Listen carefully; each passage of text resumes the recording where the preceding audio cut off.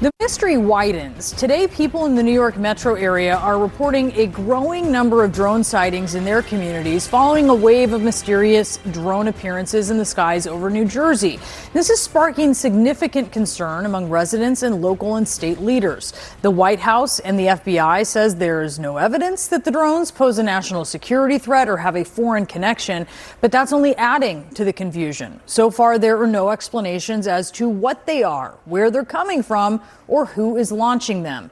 For weeks now, the drones have been spotted over homes, critical infrastructure, and sensitive government sites. Today, frustrated lawmakers have gone from asking questions to demanding answers. New Jersey can't become the Wild West of drone activity. No state can become the Wild West of drone activity. I've made this very clear to the FBI, to Homeland Security, and the FAA, the agencies chiefly responsible for monitoring drone activity. They must immediately disclose more information to the public. It's totally and completely unacceptable that you have all this drone activity going on that people are seeing with their own eyes. The fact that the federal agencies responsible for briefing the public have not come forward in a clear way is unacceptable. There has to be some explanation to the public for all this increased activity, and they must do so now.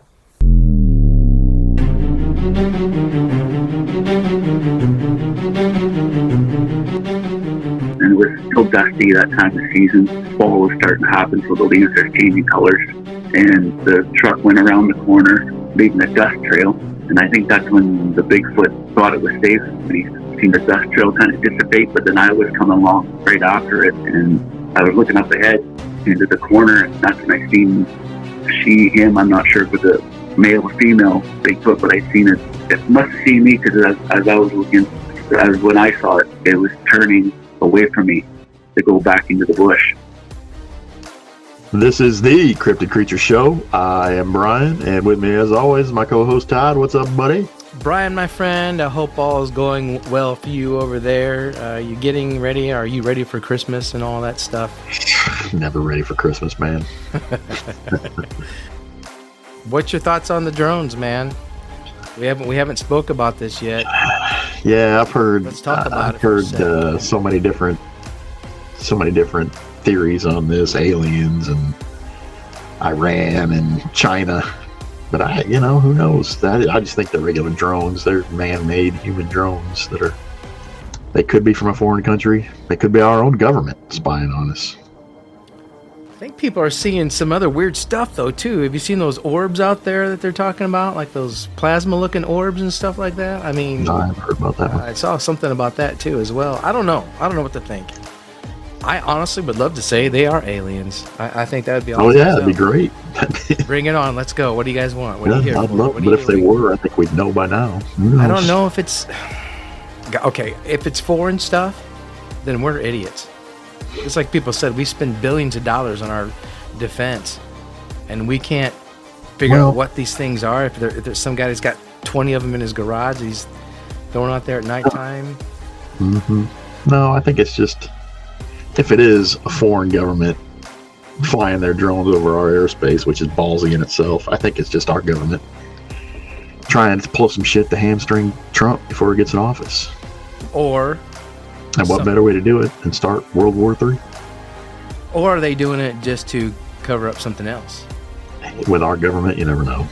It's that sleight of hand thing. Hey, look over here while we're screwing you over here. Did you see any of the videos of these things? Did you see the guy shooting at the one, I believe, with an AK-47 or some kind of... No, did he hit it? I don't know. He got pretty close. He was leading it a little bit. It was probably... Gosh, I want to say it was maybe... I was hoping they'd come here, then we could sit out in back of your house and just shoot them in the field. Oh, that'd be awesome. I would. Well, I'd be at your house. Somebody's talking about how... They'd be like, let's shoot these. Get them. Is it the FA? Somebody's saying, hey, no drone flying. Don't be flying your drone. If you got one, don't fly it. It'll get shot down. So that's interesting to me. If they're saying that, then maybe it's they're not. also saying don't shoot them down. I think we should. Whether they I tell think we us to should or too. not. I think everybody that has a gun, if one of those things is close to you, shoot it. So just weird stuff, You could think a lot of things about this. You could think more. It could. Yeah. You could think, even I'm beyond. with you. I hope it's aliens, but I don't think it is. It's weird that they're mainly around New Jersey in that area. Yeah, why New Jersey? What a shithole. I heard a You ever been to story. New Jersey? Oh yeah, I've been to Atlantic Ugh. City. Actually, Atlantic City's. I understand why people say it's dirty, but if you're in a hotel, a decent hotel, a casino, and you stay inside there, it's not that bad. In Atlantic City. You know, and Jersey was okay. You know, The whole rest of the state's trash. the East Coast, to me, the ocean just looks dirty. It's different than the West Coast. You know, the blue. It's The Atlantic. Yeah, the It's kind of Atlantic Ocean. brown. It's kind of Yeah. brown. You know. Yep. Which is weird, but yeah, I don't know. I mean, these things are just it's strange, for one, obviously, but you know, if nothing becomes of this and no one ever finds out, this is going to be some bull crap. You know what I mean? We have to know. So I heard a story that supposedly some plutonium came up missing or something like that, or some, Yeah, I've heard that too. and they're trying to look for that. So I don't know. There's so many rumors out there, but if any of you guys out there have any good ideas on what could be going on, or any thoughts and theories that might make more sense than what we can't come up with, let us know. Shoot us an email, reach out to us, info@cryptidcreatures.co. Yeah. Let's know. Let's get a conversation going on this. This will be fun. Go to our website, cryptidcreatures.net. Go to our Patreon, Cryptid Creatures. You can get a hold of us all different ways. Check out our Facebook group page. Shoot us a message, whatever. Let us know what you guys think about these things, because something's got to come of this, right? This is a big deal. I'm excited. Good thing. I'm excited whether it's good or bad, because, man, life's just kind of mundane these days, isn't it? I mean, Well, I don't know what's going on. I guess we'll know by January 20th. maybe. We'll see. Trump says, you know, he doesn't know what they are, and people need to come clean if they're doing stuff, but Well, if they're still around on the 21st, we're going to find out. the weird thing is, though, they say they've tried to intercept them and they can't catch them. By the time they get up there, they're gone. I think that's bull crap too. That is a line of, Line. yes, that's a line of crap. So we're Yes. gonna chalk this up as pretty much the government's doing this. We for have some of the reason. world's best freaking aircraft, and they can't catch a Right. drone. Helicopters, Bullshit. you name it. Black Hawk helicopters. You told me a Black Hawk couldn't get up there and chase one down or try to shoot one down.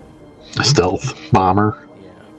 Come on, man. I'm saying what they're doing is they're doing this to cover something else up. And it's our Yeah, government. probably. Again, they're just, look at these drones. Look at this drone over here. And we're going to screw you over here under the table while you're not looking. I hope I'm wrong. But I think That's what they do, man. that. Or like you said, it has something to do with Trump and trying to scare people into thinking that the world's out to get everybody now, right? So Yep. Well, we got a few more weeks, and we'll find out. we'll see. Yeah. Anyway, Brian, enough of that. We'll move on to our guest tonight. His name is Dan. And, Dan comes from Canada, and ooh, Canada. so he's he's going to talk about. He saw a Bigfoot up there, I think, while he's driving a truck or something like that, Sweet. on the side of the road, and I guess it was kind of a different looking Bigfoot. It had some weird markings or something on it. So Nice. yeah, so we're going to bring him on and see what's going on up there in the north. Up in the north. All right, are you ready to bring Dan on? Yeah, man, let's get him. Thanks for being here with us today and being on the show, man. Yeah, sure. Where are we talking to you out of? Are you up in Canada? Yeah, Grand Prairie, Alberta. Okay. And you had some Bigfoot experiences up there, right? Yeah, that's right. Okay. Why don't you start from the beginning and tell us what was the first thing that happened to you and go from there? Yeah, the first time me and my buddy were out hunting, we were hunting just south of Grand Prairie, and were looking for elk, but we ended up seeing a moose that day, and I ended up shooting at a moose, and we got the moose, and we had to go back to town and get his four-wheeler to get the moose out of the bush where it was, and when we came back, and when he was unloading it, I walked in, and that's when I heard the three big, three knocks, I guess you would call it. But it was not like little trees hitting. There's like a big tree hitting another big tree type deal. And I've heard stories of that happening, and I kind of put my hairs on end for that one there, and it's probably the fastest call like gutting of a moose that I did that day, because I was looking around all the time, seeing what was happening, and it kind of sends shivers down your spine when that type of stuff happens, for sure.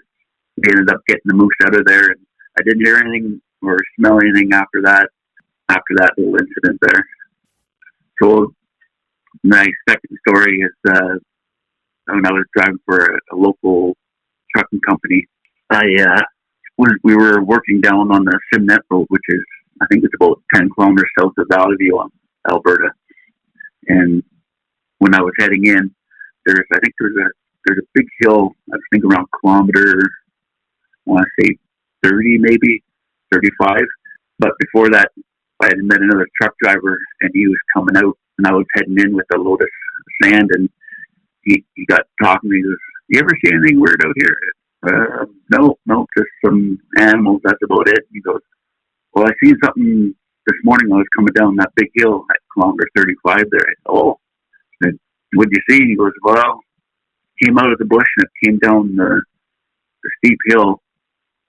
They were both going the same direction down the hill, and it happened on his right side of the truck." And he said it was probably that time of year, January, I guess it would be. Up here it stays dark pretty long, so it must have been 8:30. The sun's usually starting to come up around that time, and so it was kind of dark. And he said he saw a dark, tall shadow come out of the bush, walk down the tree line, and then it kind of stopped. But then he was still going downhill, so he kind of lost sight of it. And from what he was saying, you could tell in his voice what was happening, that it did happen, because he had a little bit of a quiver in his voice. And I said, "Well, when I drive by, I'll definitely check it out," because I was going down past where he was coming out of, and it was going to be daylight by the time I hit there, so I was going to be able to see something. So I drove past where he was talking about, and yeah, you could see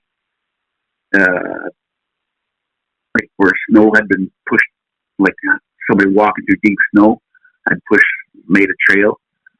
And I think that's right on the edge of the mountain there, so you get pretty good and deep snow in that area.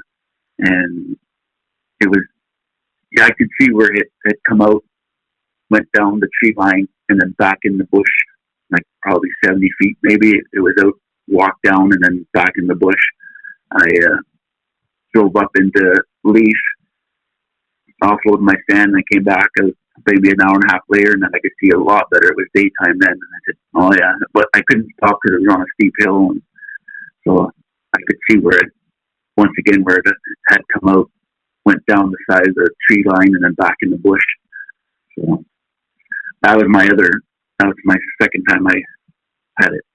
It's like an incident with a Bigfoot. So that's kind of cool to hear somebody else see something about it. So yeah.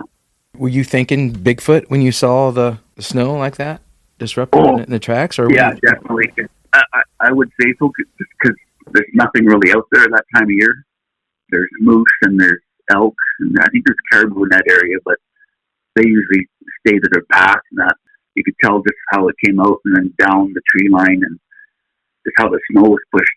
It wasn't, how animals, they kind of bounce through the snow. You're listening to the Cryptid Creatures Show. If you're a fan of the show, go and check out our new Patreon site. You'll get access to our private Discord server, exclusive merchandise, access to all live streams and Q&As, discounts on merch from the Cryptid Creatures store, and get a chance to be a guest host during one of the show's recordings. Just go to patreon.com/Cryptid Creatures. Thank you for listening and supporting the show. This is just like plowed through the snow, where you can definitely tell what he was saying, what he saw, like a dark shadow walking down the tree line. What happened to you next? So I was working for a different company this time, and we have a run that went from Fort St. John up to Fort Nelson, BC.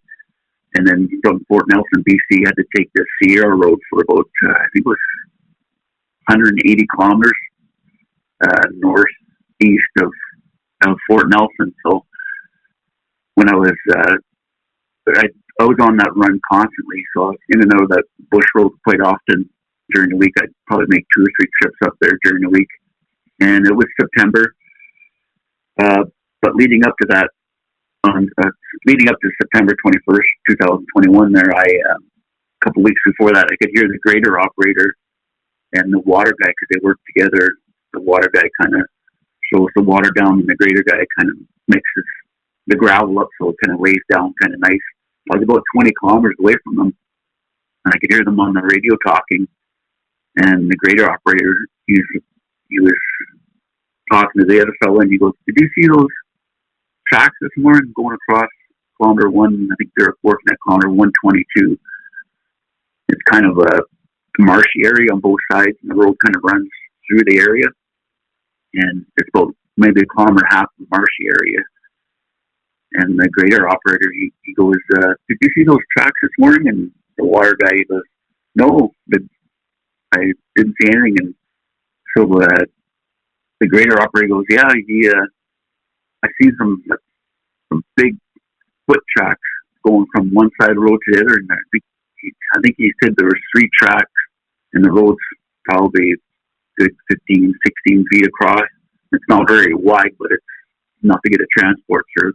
He mentioned to the water guy, he said, "No, I didn't see any tracks." And they're kind of breaking up in and out of conversation, so I didn't get all of it, but I got the gist of it, that something big had crossed the road there on that deep. And he goes, "Yeah, I could hear them." He said, "Yeah, I checked the spread on from the heel to toe, and it was a 3.5 foot stride." And I said, "Well, that's definitely bigger than a human stride for sure." So with that being said, so I was heading into the same area. I went past where they were talking, and I couldn't stop going out or going in. So on the way back out, I went really slow through the area, but they had graded the area, so all the tracks would have been graded over. But I had a look around and didn't see anything, but I was pretty curious then for sure.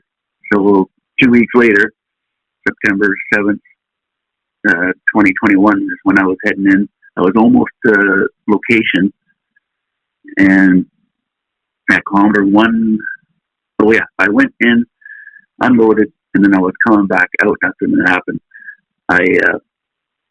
At kilometer 167, it's like a long right hand corner.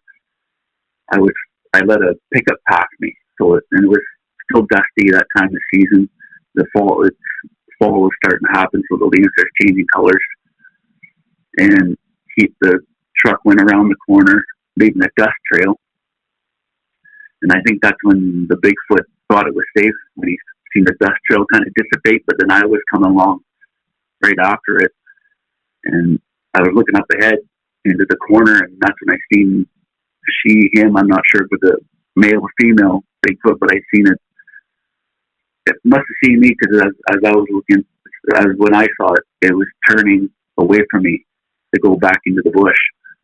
And I was like, wow, I couldn't believe what I was seeing. And it was just huge. Like, I couldn't believe it. And so I kind of put my truck in neutral, turned the truck off so it wouldn't, and I just kind of coasted up to where Bigfoot went into the bush. And when I pulled up to it, I rolled my window down, and I could hear it walking away. I could hear as it kind of, I think it went probably, I could hear about 20 steps, and then it stopped, and I wasn't thinking of picking up my phone or anything. It was just all happening very fast. And when I heard it stop walking, I was like, oh no, can it see me? Or I wasn't sure what was happening, so I just kind of jumped back in the truck, and I started my truck up, and I got out of the area. And I got about probably 10 minutes away from where I was seeing I called my wife, and she was like, "Oh, what's going on?" And I was all fired up, and I was like, "Oh man, you won't believe what I saw." I saw Bigfoot, and I told her what happened 2 weeks before about the greater guy and them seeing something, the foot tracks. And yeah, so I seen it.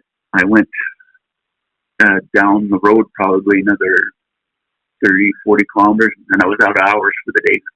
Up there we have e-logs, so we had to go by the law there, so I had to pull over on a side area and sleep for the night.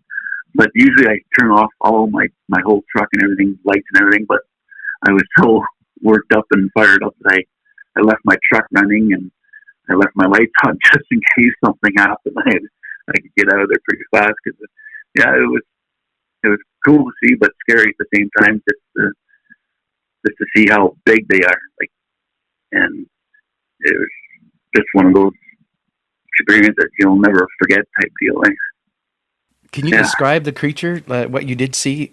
Can you describe what the height and maybe the color and everything? Yeah, so like it was only like I guess it was a 3 to 5 second encounter, like visually, and then of course I could hear it walking away for that 15 seconds, 20 seconds, whatever it was.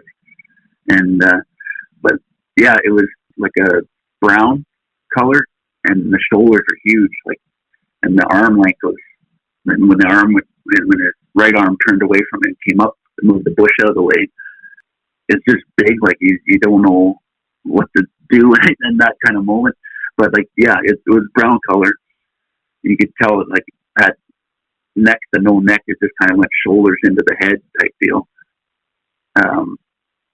The weird thing was it had like a white little strip down the middle of it, the back and lower back. So I was I'm not sure if it was from the sun, because the sun was kind of setting. It was around 8:30 or so when that happened, and the sun sets up north, way up there at that time of year. I think it was around 9 o'clock.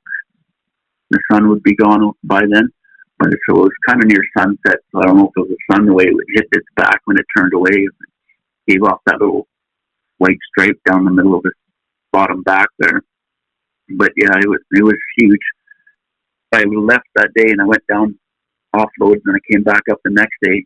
And I had talked to one of my native fellas from the reserve, from White Dog, and I said, "Well, what do you do in this type of situation?" He goes, "Well, that's kind of cool that you've seen one." He said he had seen one back on the reserve. Well, that's kind of cool.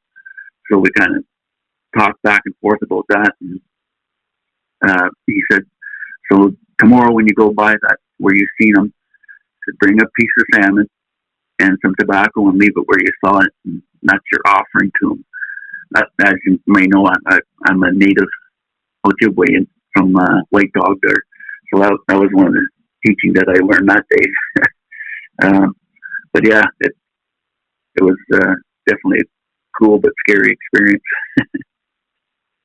Yeah, and you had sent a couple pictures as well. Did you draw these pictures?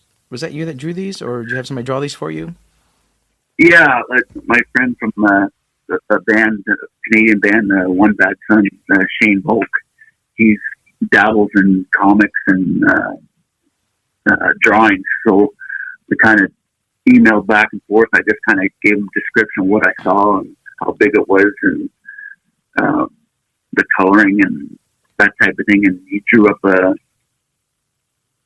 pretty much is what I saw. Like the picture I sent you, that's pretty much what I saw. Like, it's big, it's thick, it's a massive being. Like, it's definitely nothing I'd want to run into in the bush. So. Yeah, and I'll try to remember when we post your episode to put that picture out there on our group page. Actually, you sent a couple of pictures.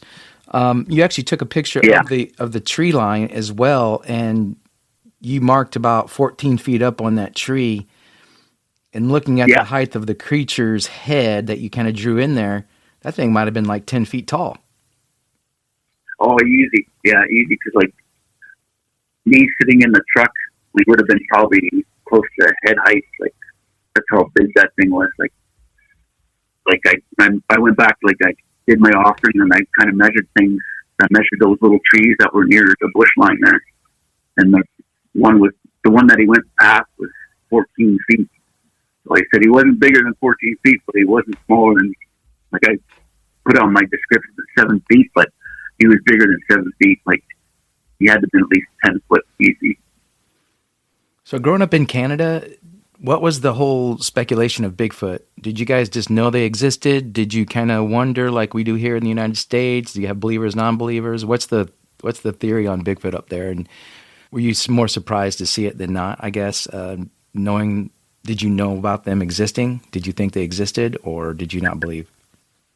Yeah, I'd watch all the YouTube videos on people, what they see, and ghost stories and that kind of stuff. And I always kind of thought they existed, and I kept a good thought that, yeah, there's something out there running around that people are seeing, like, and I figured, they something's out there, like, and then that happened, and like, okay, yeah, they do exist.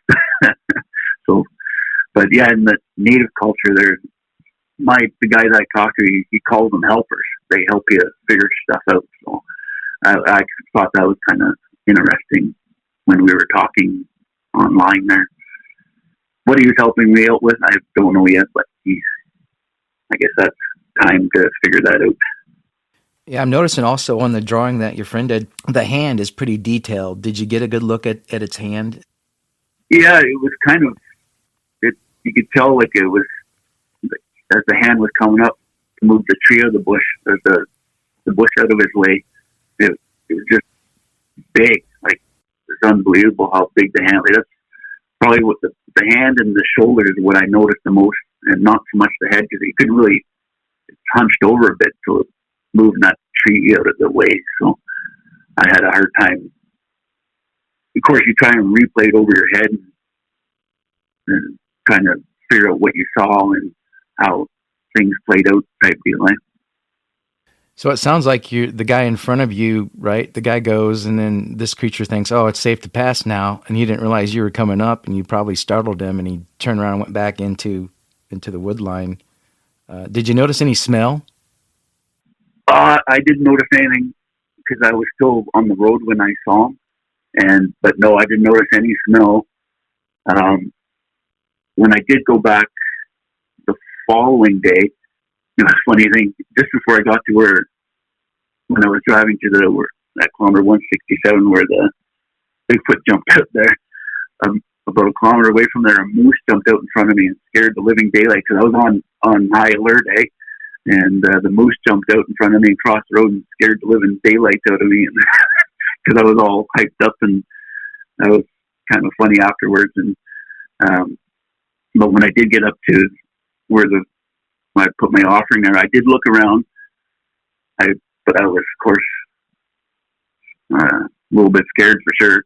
And I went in about probably 20 feet and looked around. I couldn't find any. There was kind of a footprint, but you can't. It was dry, so it wouldn't leave that big of an impression. I kind of thought it was a footprint, but it was too hard to tell. I did look around the trees, because the next set of trees that were behind the first set there were, I'm not sure if they're spruce or pine. They got pines on them anyway. It might be spruce, I'm not sure, but I checked through them to see if there's any hair stuck on the limbs where he was walking through, because if he walked about another 15 feet past those trees, there's what the oil field guys do. They cut lines through the bushes. They're only like maybe 6 feet wide, and you could see that's why where he walked to, and then he started walking down that cut line behind the bush where the oil field guys work. So yeah, he would have had an easy way to get out of there pretty quickly. Yeah, and the wildlife or the wilderness around where you took that picture, it's not like it's dense, deep forestry right there. I mean, he's kind of like out in the open a little bit, if that's where he was hanging out at. So he had to walk a little bit deep in there, like you said, to get out of sight, possibly. Yeah, it didn't take him long, because you could hear the steps when he was going away. Like You could tell when he left the leaves and then he went into the pine area. You could hear those trees being pushed out of the way and him walking. And it was, I just still couldn't believe what I was hearing. It's not a moose walking away. I know what a moose sounds like. I'm a hunter, so I know what a moose and I know what a deer bound away type thing. And this thing has the footsteps of a person walking away. So I was in my head. I was like, yeah, I know what I saw. I know what I'm hearing walking away from me. So. Very cool. Do you still go out and look for these creatures, or are you just looking while you're driving, or what? Yeah, I don't think I'll ever go looking for them. They're just too big, and I would not want to run into one that was mad, because the one I saw was just massive. Like it feel like looking at Shaq, big Shaq, the basketball players, but even bigger than him. So you imagine that thing getting mad at you. Yeah, my wife, she works in a surgical office, and they had a gentleman that came in the other day. I guess he was 6'9" and weighed 700 pounds. Oh my. Yeah. Yeah, like that. I said, well, put another foot on that dude and about 300 more pounds, and then you got yourself a Bigfoot. Yeah, that's exactly what, basically what I saw. It's just a massive human being. Like the video I showed you, that's how fast it happened. Like it must have saw me. It must have been looking at me, but I didn't see it right away.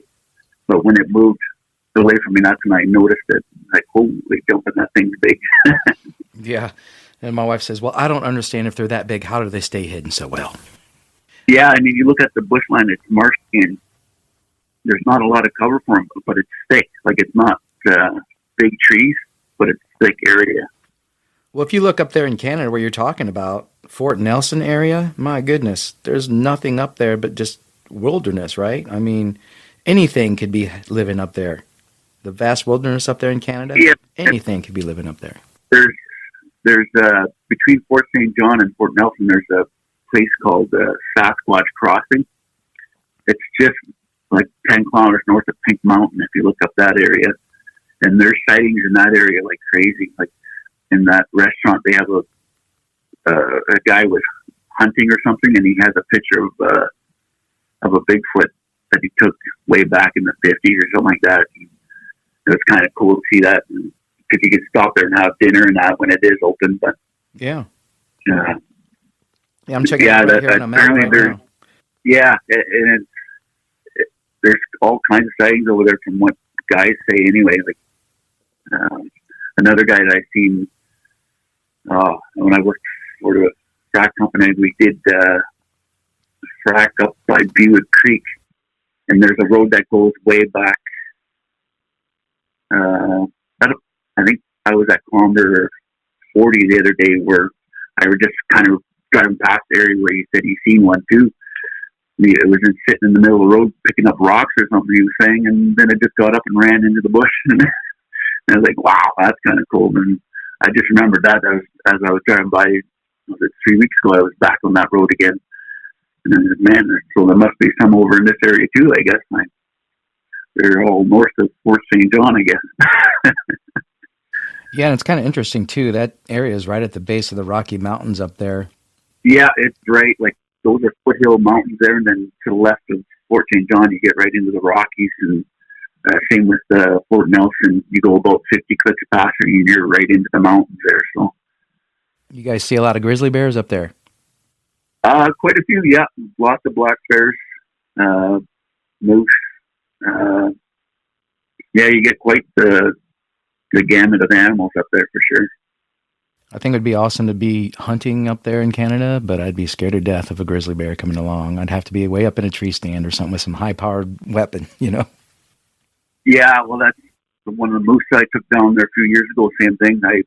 When I shot it south of Grand Prairie, we got grizzlies south of Grand Prairie, and I was hunting that area. And I don't usually hunt in that area. I usually hunt north, and where the farmers are, north of Grand Prairie. And I was down there. I got a moose, and the whole time I left one gun at the truck and one at the moose. So when I was gutting it, I could walk back and forth and be close to one of the guns anyway. That's a good idea. Yeah. We want to thank you for being here with us today and talking about your Bigfoot experiences, man. Yeah, that's thanks for having me.